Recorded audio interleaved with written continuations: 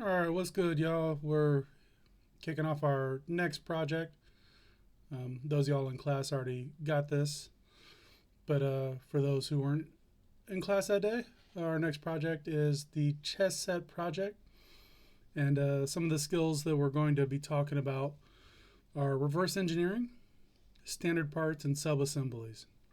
We'll also be touching on a few CAD, onshape skill sets, but first, get through the engineering portion first.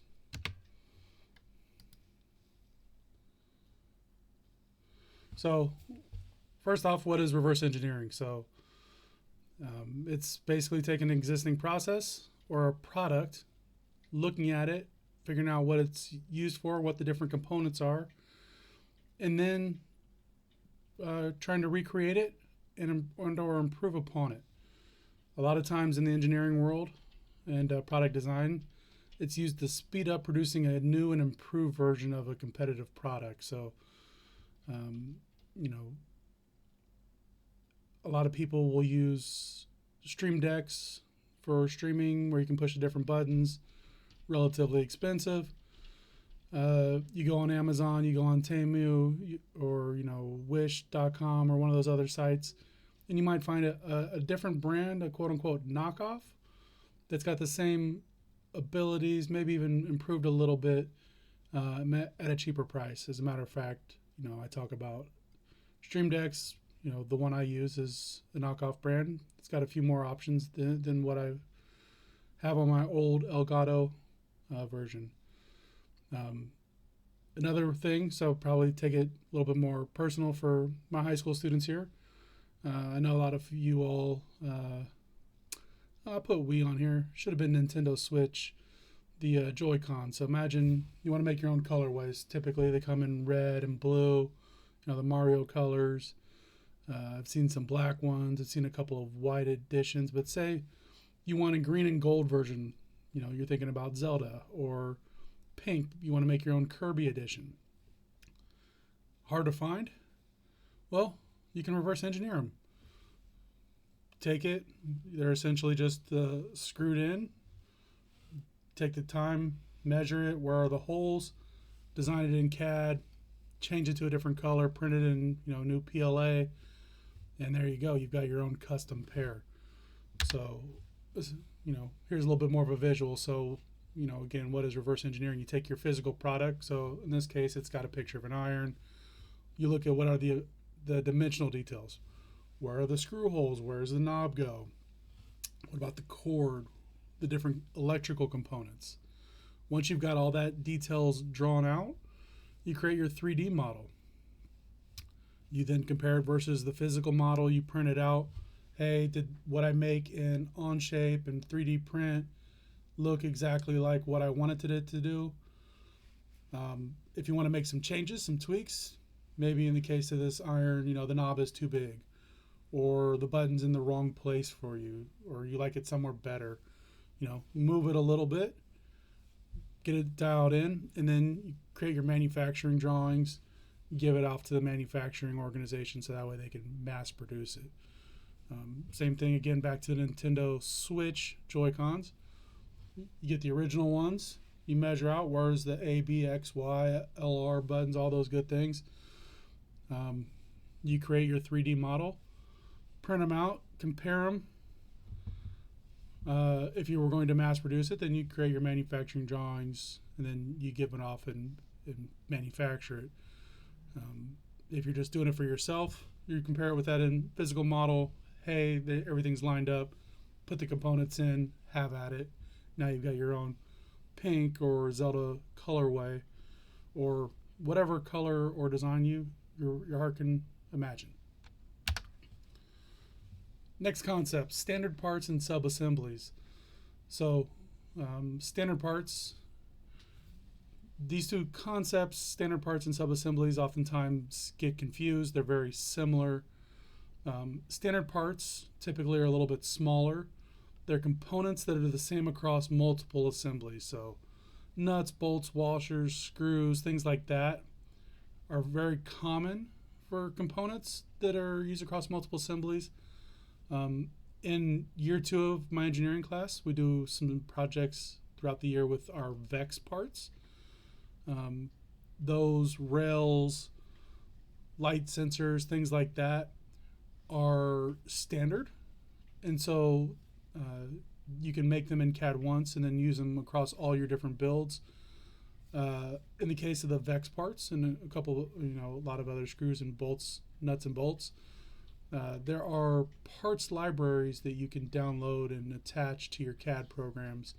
So instead of having to make that, rail with the holes in the specific part, it's already done by somebody. You just download it and import it, and then you can very easily add those to your assembly tabs. On the other hand, sub-assemblies. So it is something that is assembled. So you've already are combining multiple parts to form a smaller function that then is assembled along with other sub-assemblies or other parts to make a larger object. So easiest one for me is a car. You've got a bunch of different sub-assemblies or systems that are needed to make that car work. You've got your engine, you've got your transmission, you've got your brakes, you've got safety features like airbags, seat belts, your seat, all those things. Those are all different sub-assemblies that are then put into a master or final assembly, which is the car. So hopefully that helps differentiate the two. Both those concepts are vitally important as you go along in engineering. All right, so that is kind of the instructional stuff for this project and what I want y'all to kind of think about as you're working on the project. So again, bringing it back to our project, we're making chess sets. So as you think about standard parts, I talked earlier about nuts, bolts, screws, washers. Here are two of the chess sets that we have in our classroom. We've got a Batman versus Robin, Batman versus Joker chess set. You got the black and the purple bases with the different tops depending on which side you're on. Also have a minion set, which is very similar between the two sides. Just one side has a yellow and a blue base, and then gold versus silver toppers, just a little bit more color coordinated. But you can see each part's kind of a little unique. I took those from the back because I also wanted to show off that you do or you should have somewhere on these unique chess sets that tells the player, what kind of part or what piece it is. You might not be able to tell by looking at some of those parts that they are the rooks or the bishops or the knights. Some of them are a little bit obvious. The one on the horse, granted it's from the back, should be pretty obvious that he's a knight. To me, that's one of the fails on the Batman versus Joker set. It's kind of hard to tell what some of those pieces should be if they're the knights, the rooks, etc. So definitely something to think through as you're building your unique sets. But back to the question. So what is the same across both sides, across multiple pieces? In this case, it's that base little piece. So on the Batman versus Joker, you've got that black base versus the purple base.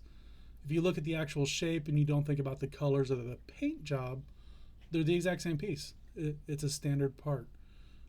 The top is a unique component. So when you are designing in CAD, you would just have to make one. And then as if you were 3D printing these, or if you were in precision machining, maybe you're doing this on a CNC with a router, it's a standardized piece and then you paint it afterwards. It's got that same exact shape, so very simple. Even on the minions set, you've got the yellow versus blue, but at the end of the day, the back row pieces are the same height and the pawn pieces are the same height. Just that middle piece is either yellow or blue, with a slight difference of that printed on part label, which again I mentioned is a nice component. So hopefully that brings in the thought of standardized parts and how they tie into our current project, which is we're going to be building our own chess set of your own design. So a couple components of it to tie in what we've talked about. So you're going to be reverse engineering your set from one of the sets we have in the class. Analyze and dissect that set to figure out what is standardized. Kind of gave you the answer in the last slide. For the most part, it's the basis. You've also got some commonalities between parts. All your pawns are the same. All your rooks are the same. All your knights are the same, at least on each side.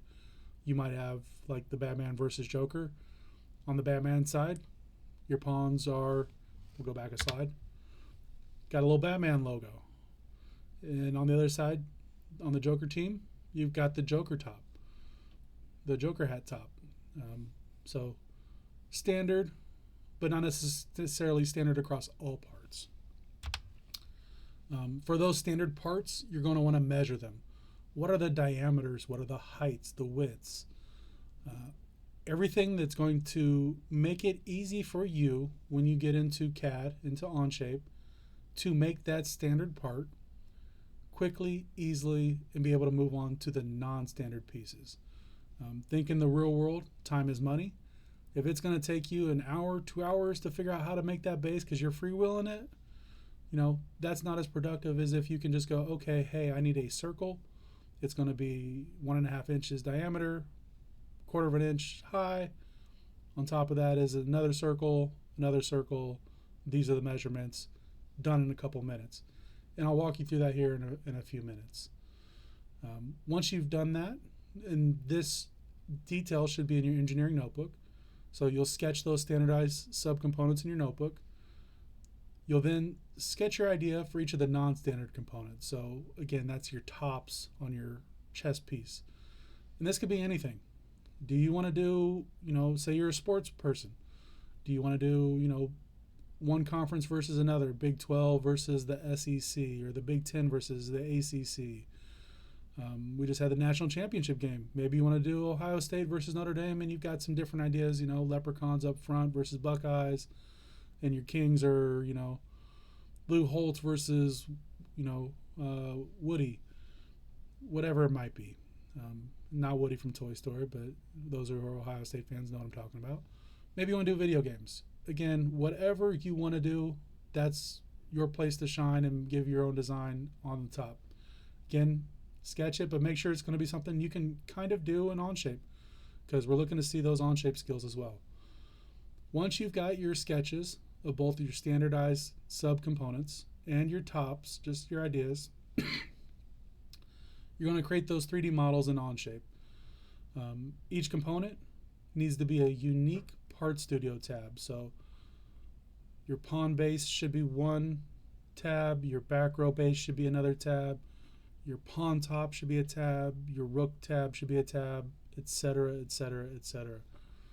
Once you've created all those unique components and the standard components, you're going to create an assembly tab for each of those parts. So you'll have a rook assembly tab, a pawn assembly tab, where you connect or mate that base to your top. Again, we'll walk you through a couple of examples and some different Onshape skills that we've learned, and some that you may not have, connected the dots on, so hopefully this will help as well. Yeah, that is our project, and look forward to seeing what you all come up with. Check the next video for me kind of doing a walkthrough on how to do each of these parts of the project.